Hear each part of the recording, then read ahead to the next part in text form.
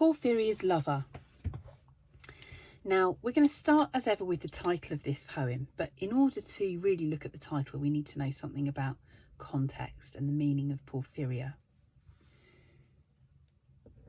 So when we look at this title, we can see straight away that this looks like it's about a lover.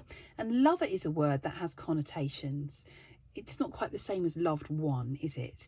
It suggests someone who is loved.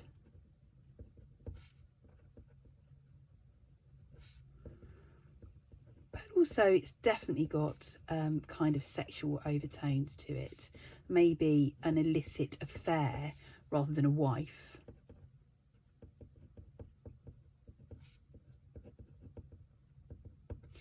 And then, of course, we have the question of who is Porphyria. And obviously we don't know, but it sounds like a woman's name. And of course, this being written in the Victorian era, we know, therefore, that the idea that a woman would have a lover who she wasn't actually married to would be quite shocking.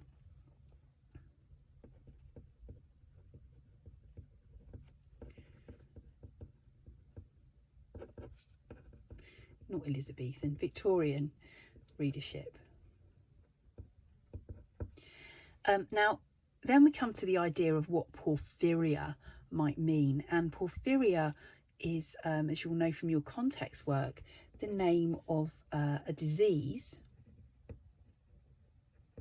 And this disease is known to affect the brain and possibly cause a form of insanity. So that's really interesting, isn't it? That suggests to us that that this poem is about an illicit love affair. It's about insanity. It's certainly it's got sexual overtones to it. There's something about this poem that's really quite dark. And before we go any further, I think it's worth just talking a little bit about the literary context of this poem, because this is someone talking to us and telling us their story, as we discover by about line 5, when he says, "I listened with heart fit to break," after he's described the setting. So we know that Robert Browning wrote a series of a genre called dramatic monologues. And this genre was kind of in the Gothic genre, sort of also to an extent the Romantic genre. When I say the Romantic genre, I don't mean being all lovey-dovey. The Romantics wrote about nature, but also about emotions, and Gothic is to do with something quite dark. You'll have heard of Gothic horror, and you'll see as we go through this poem how that is related to this genre here.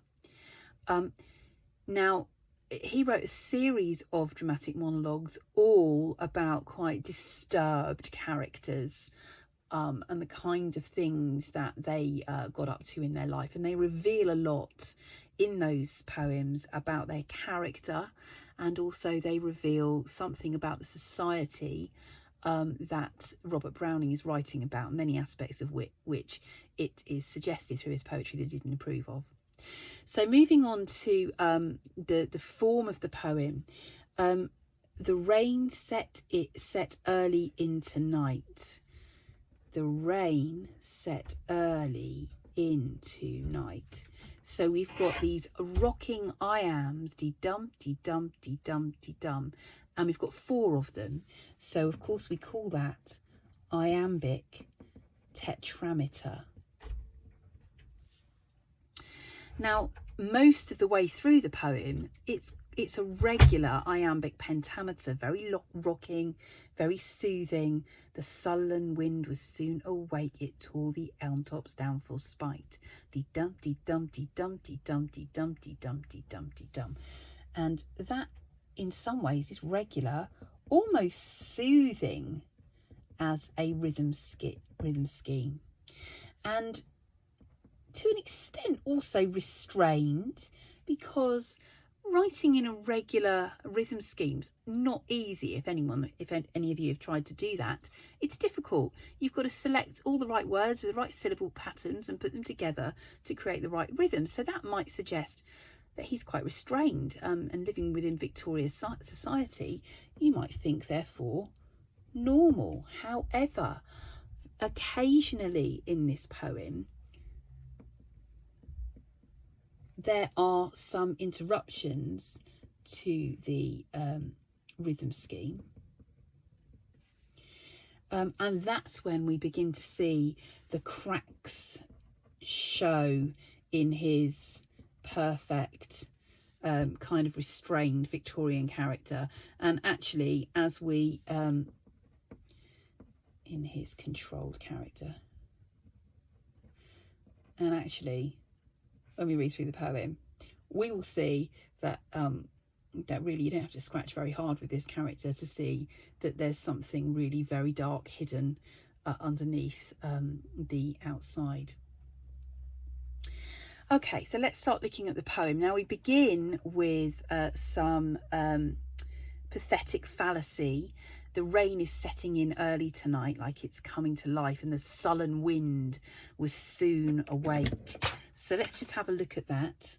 The sullen wind was soon awake, and when that rain set in early, it tore the elm tops down for spite. So you can see that the weather is cruel. Remember, with the pathetic fallacy, the weather is being personified. It's a type of personification.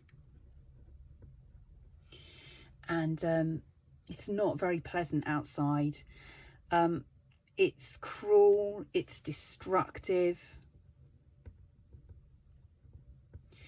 And as the poem goes on, we'll realise that in some ways that weather is foreshadowing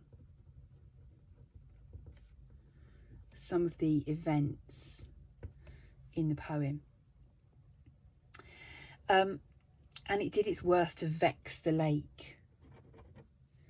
Again, making the lake really angry, stirring it up, so it's probably not calm and settled anymore. Because it's foreshadowing events, you could almost say that this weather is reflecting the storm that's gradually stirring within this main character. And he says, I listened with heart fit to break.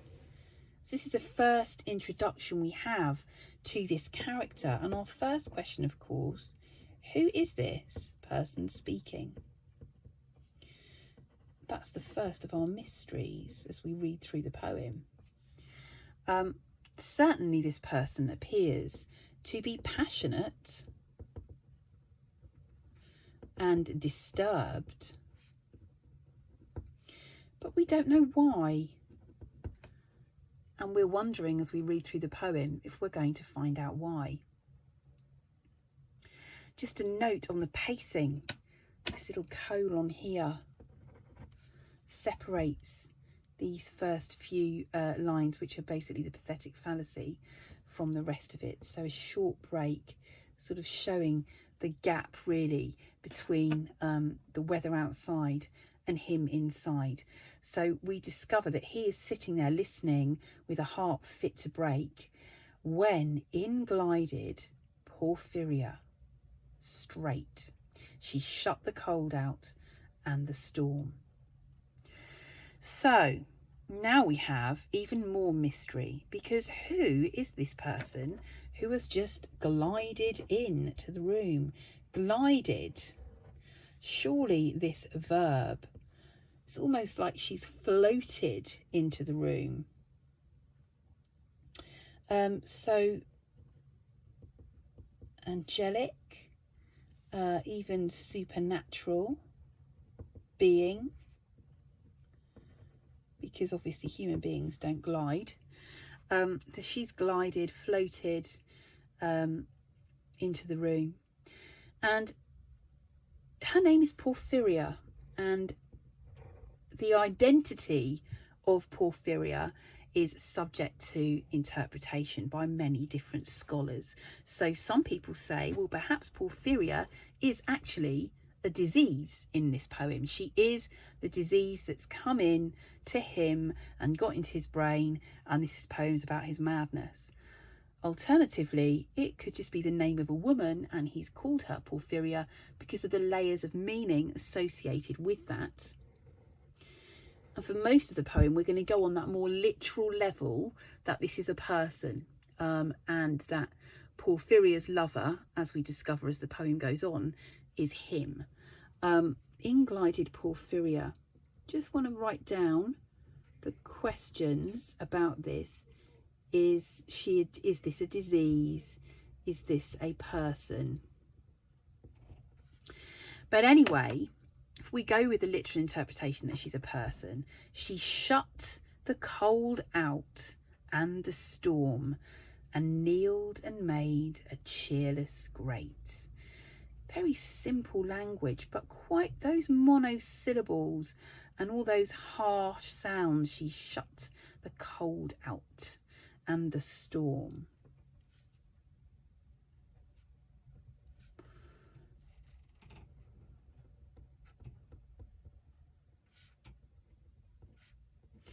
Remember, we call those sounds fricative because they're noisy sounds. She shut the cold out and the storm, and kneeled and made a cheerless grate. Now, of course, a grate is somewhere where you would have fire. So she's made the cheerless grate blaze up. She lights a fire. She shuts out the cold. Porphyria brings warmth into the room, and she brings light into the room. You could even say that she lights his fire. So we've got this very typical kind of Gothic idea, Gothic image here of a cold, stormy outside, and then the warmth inside. She's brought a fire and she's made everything warm, made the cottage warm.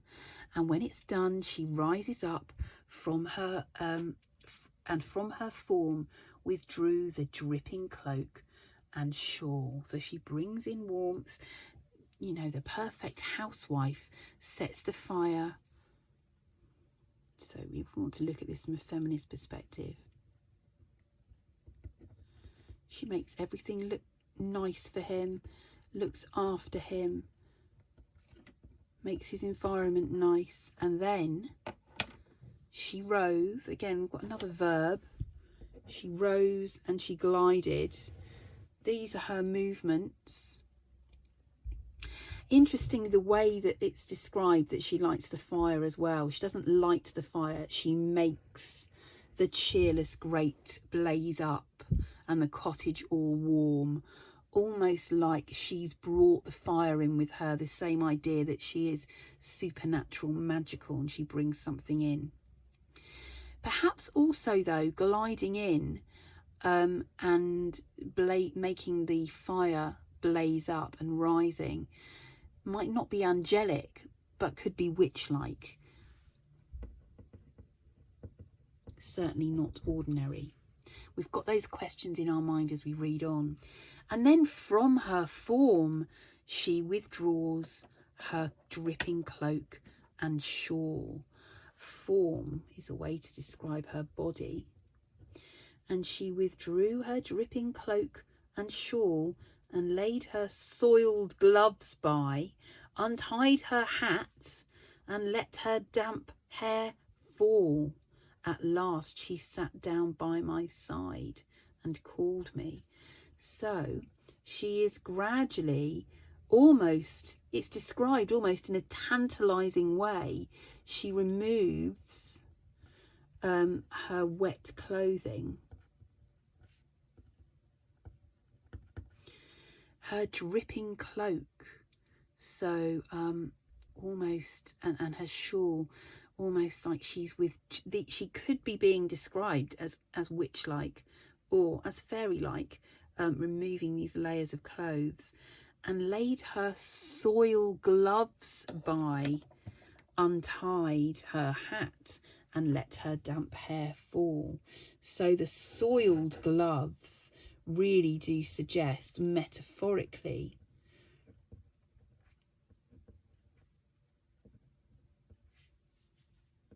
for her unclean nature, perhaps her tendency to sin.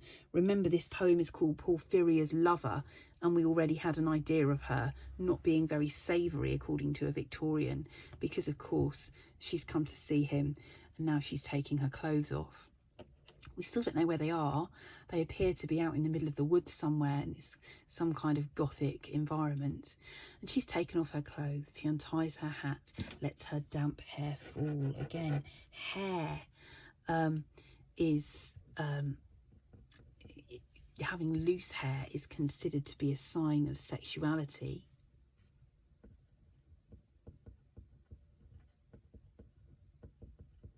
So to a Victorian, all of these things that she's doing are almost sinful. At last, she sat down by my side and called me. When no voice replied, she put my arm about her waist and made her smooth white shoulder bare. Now, here, she is... what she's doing now really is quite shocking to a Victorian reader, because of course what she's doing now is baring her shoulder. Now, obviously in those days, even just showing the tiniest bit of flesh would have been very shocking, but her whole shoulder, well, very shocking behaviour.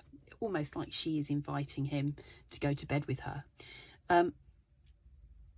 In a sense, what she's doing when she arrives here, removing her wet clothing, letting her hair fall down, all of those things, she is throwing off the conventions of Victorian society. Throwing off.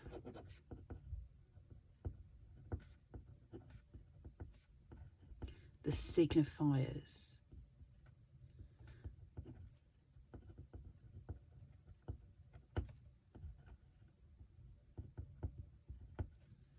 The expectations of Victorian society, the social conventions. She sat down next to him and called him. When no voice replied, she put my arm about her waist. Absolutely, he is representing her as if she's the one doing all of the running. She called me. I didn't even reply.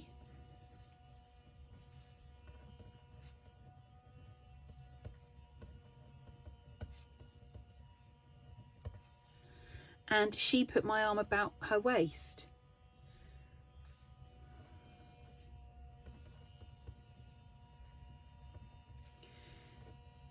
She really is being represented here as the kind of woman who is trying to seduce him.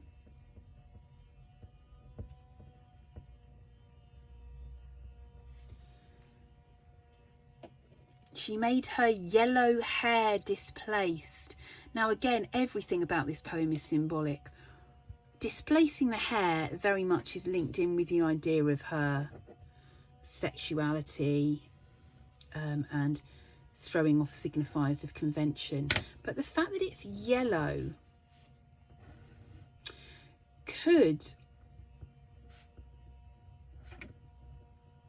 have implications or connotations of being a halo, light from around her head. He doesn't say her blonde hair, he says her yellow hair, and he's very careful to describe the colour of it. So think about all the connotations associated with yellow there. and stooping made my cheek lie there. So she is making him lay his cheek on her head, and she spread o'er all her yellow hair, murmuring how she loved me. Look at these verbs here: stooping, spread, murmuring. The verbs are very sort of sensual. She, too weak for all her heart's endeavour to set its struggling passion free from pride, and vainer ties dissever. She, this is interesting. She seems to be saying that she's too weak. She's trying really hard to set her passion free, but she cannot truly give in to him, despite her feelings. For everything that her heart wants, she can't set free its passion, because she's too weak in some way. So she can't set her passion free from pride. So why do you think this might be? Well, think about a Victorian society. She's having an illicit affair of some description. Probably there's some reason why, according to Victorian convention, they shouldn't be together. Vainer ties dissever, it talks about here. Dissever means cut. Vainer ties, a vain, of course, meaning that you are flattering yourself in some way. So it seems like maybe she is already engaged.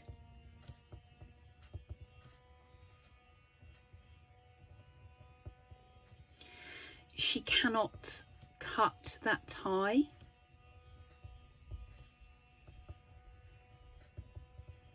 No matter how much she might want to.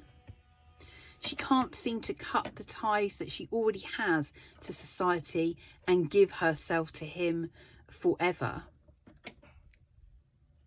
even if she wanted to.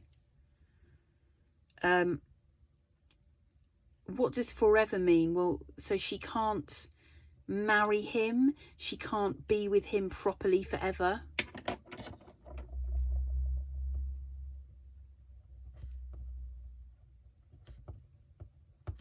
Maybe that would be against social expectation. Maybe they're of a different social class. But although she can't do those things, sometimes passion would prevail. And here she's using this alliteration, plosive alliteration, in passion and prevail.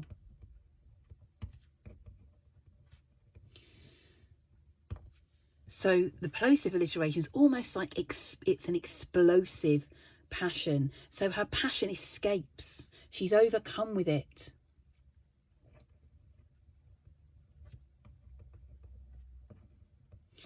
And prevail means win. Her passion sometimes would win. And so this is a big but. Sometimes she has to give in. Tonight's gay feast, nor could tonight's gay feast restrain a sudden thought of one so pale. So it seems that she left somewhere. She left a feast. Tonight's gay feast restrained the sudden thought of one so pale. So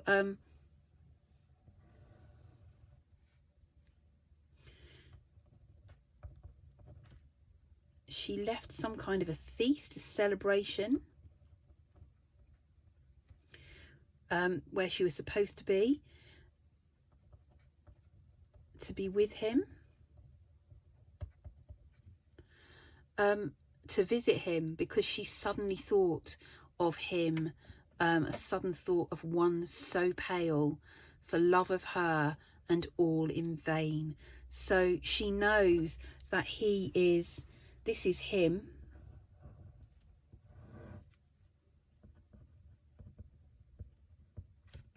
She thinks of the narrator sitting all on his own, pale for love of her, lovesick over her, and all in vain. So that love is unrequited and he is alone. It's all in vain. It's never going to go anywhere.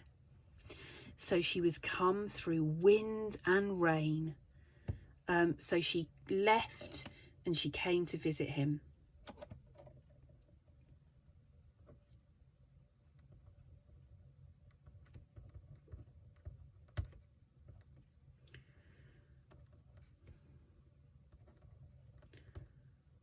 She travelled through rain and wind to be with him. Be sure I looked up at her eyes, happy and proud. At last I knew Porphyria worshipped me. So this moment he looks up to her eyes and thinks, that's it.